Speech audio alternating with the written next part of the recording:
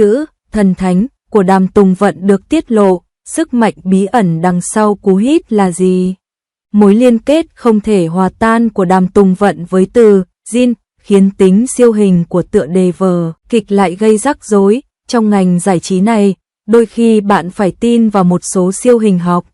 Cũng giống như một số người nổi tiếng, họ trở nên nổi tiếng một cách khó hiểu mà không cần quảng cáo rầm rộ nhiều, và một số người nổi tiếng, bất chấp mọi nỗ lực của họ, vẫn tỏ ra lãnh đạm.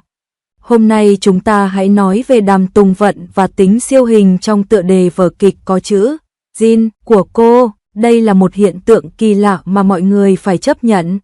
Nhắc đến Đàm Tùng Vận, điều đầu tiên mà mọi người có thể nghĩ đến là hình ảnh ngây thơ, đáng yêu cũng như diễn xuất tuyệt vời của cô trong nhiều bộ phim truyền hình cổ trang. Tuy nhiên, điều có thể bạn chưa biết là dường như có một sức mạnh bí ẩn của từ Jin ẩn chứa trong các tựa phim của Đàm Tùng Vận, khiến các tác phẩm của cô thường xuyên trở thành hit. Khi đó, Under the Blockade với sự tham gia của Đàm Tùng Vận đã nhanh chóng thu hút sự chú ý của đông đảo khán giả ngay khi lên sóng. Bộ phim này không chỉ có cốt truyện cô đọng, tính hồi hộp cao mà còn khiến sự kết hợp CP của Đàm Tùng Vận và Jen Chelen ăn sâu vào lòng người dân. Khán giả cho rằng, xem chương trình này giống như được ăn một bữa ăn ngon, vừa thỏa mãn vừa thú vị. Tiêu đề của bộ phim này đã khéo léo chứa từ thương hiệu, dường như ám chỉ số phận đại chúng của nó. Ngay sau đó, Đàm Tùng Vận trở lại với ZH Like Z. Bộ phim này cũng không làm khán giả thất vọng, không chỉ rating tăng đều đặn mà danh tiếng của nó cũng cực kỳ tốt. Diễn xuất của Đàm Tùng Vận trong vở kịch càng bắt mắt hơn. Cô đã xây dựng thành công hình ảnh người phụ nữ thông minh, tốt bụng và dũng cảm và giành được nhiều lời khen ngợi từ khán giả. Và tên của bộ phim này cũng không thể tách rời khỏi từ thần kỳ, Jin. Nhắc mới nhớ, có thể bạn đã phát hiện ra rằng hai bộ phim truyền hình đình đám của Đàm Tùng Vận đều có từ Jin trong tên. Đây có phải là sự trùng hợp ngẫu nhiên? Tất nhiên là không. Theo thống kê chưa đầy đủ, hầu hết các tác phẩm có từ Jin trong tựa đề của Đàm Tùng Vận đều đạt kết quả tốt. Điều này khiến người ta phải thở dài, mối liên kết không thể hòa tan giữa Đàm Tùng Vận và chữ Jin thực sự rất bí ẩn. Vậy sức mạnh kỳ diệu của từ Jin này là gì? Tại sao vở kịch với chữ gấm trong tựa đề của Đàm Tùng Vận lại trở thành hit? Trên thực tế, lý do đằng sau điều này có thể không phức tạp. Trước hết, bản thân từ Jin có nghĩa là vẻ đẹp và sự tốt lành, mang lại cho con người cảm giác tích cực. Việc sử dụng từ Jin trong tiêu đề của vở kịch chắc chắn sẽ tăng thêm sức hấp dẫn và yêu ái. Thứ hai, kỹ năng diễn xuất và hình ảnh của Đàm Tùng Vận rất phù hợp với các bộ phim truyền hình cổ trang. Từ Jin thường được dùng trong các bộ phim truyền hình cổ trang để mô tả những bộ quần áo lộng lẫy và những đồ vật đẹp đẽ. Vì vậy, từ Jin trùng khớp với hình ảnh trang phục của Đàm Tùng Vận, tạo thành một phản ứng hóa học độc đáo.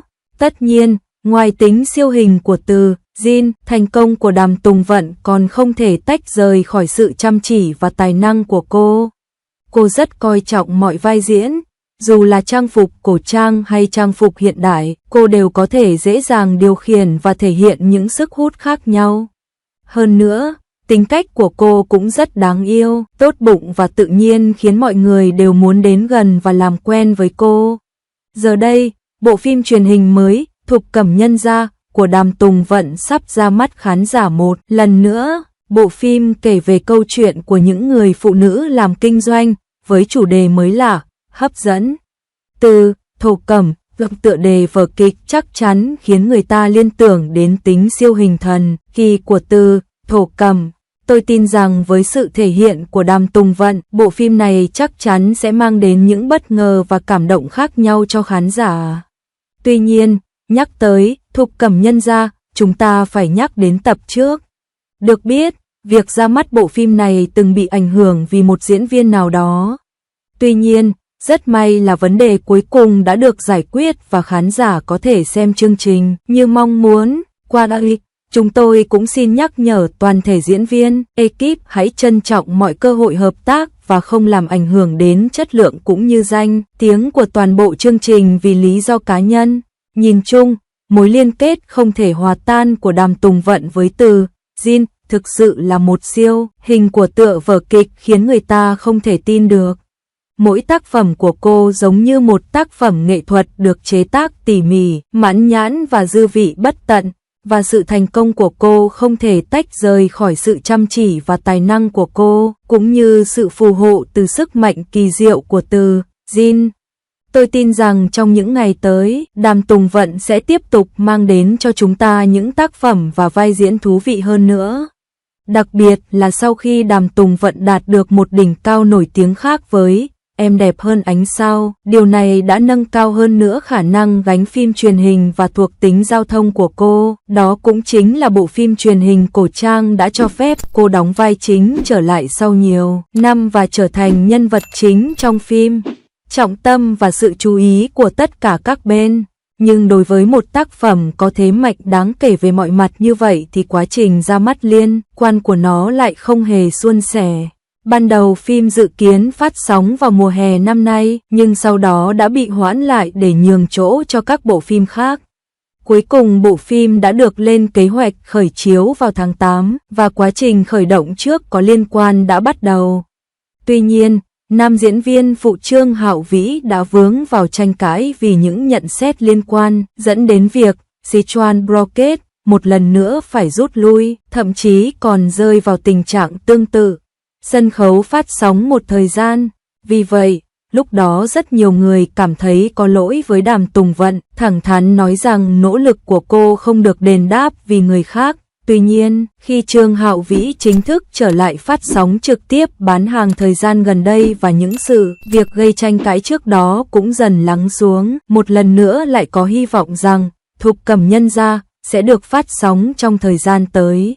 Bạn phải biết rằng Trương Hạo Vĩ đã có thể trở lại phát sóng trực tiếp sau một tháng sau khi tuyên bố tạm dừng mọi công việc và cống hiến hết mình để bảo vệ quyền lợi của mình. Điều này rõ ràng cũng có nghĩa là ở một mức độ nào đó, anh ấy đã rút lui khỏi cuộc tranh cãi trước đó. Cho dù sau này độ nổi tiếng và danh tiếng khó khôi phục, ít nhất cũng sẽ không ảnh hưởng đến việc phát sóng của bộ phim có sự tham gia. Trong hoàn cảnh như vậy, Sichuan Broadcast vốn đã sẵn sàng phát sóng, rõ ràng sẽ lại đẩy nhanh lịch trình và hoàn thành buổi chiếu sớm nhất có thể. Theo chú thích, trên Douban và các trang web liên quan khác, cũng như sự sắp xếp lịch trình trên một trang web hay ho nào đó, lịch trình dự kiến của Thục Cẩm Nhân Gia sẽ là vào đầu tháng 10. Với thế mạnh của phim truyền hình cộng với khả năng gánh phim của Đàm Tùng Vận, Tứ Xuyên Thổ Cẩm chắc chắn sẽ có kết quả nổi bật khi khởi chiếu vào tháng 10, khi sự cạnh tranh tương đối lỏng lẻo.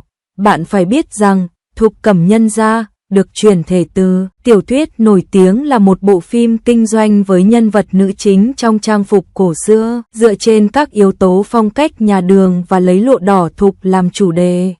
Toàn bộ bộ phim xoay quanh câu chuyện tuyệt vời về cách nữ anh hùng Ji Nha Hinh sử dụng trí thông minh của mình để từng bước phát triển và kế thừa các kỹ năng nhuộm lụa liên quan, và cuối cùng thực hiện được tham vọng của mình đối với gia đình và đất nước. Dưới sự sáng tạo của đạo diễn đầy quyền lực Lưu Hải Ba, toàn bộ trang phục, nhịp điệu cốt truyện và các cảnh hành động của bộ phim đều đủ chất lượng và có sức mạnh tổng thể mạnh mẽ, và Đàm Tùng Vận, người đóng vai nữ chính, là một trong những diễn viên 90 tuổi tài năng nhất trong phim truyền hình. Với vẻ ngoài nổi bật, ngọt ngào, kỹ năng diễn xuất chắc chắn và tinh tế cùng những bước đột phá liên tục trong công việc và vai diễn, sức ảnh hưởng của cô trong làng ngày càng tăng cao. Lần này, Đàm Tùng Vận lại xuất hiện trong trang phục cổ trang, cô ấy vẫn xinh đẹp như xưa, khả năng nắm bắt và diễn giải vai diễn của cô ấy cũng rất chính xác.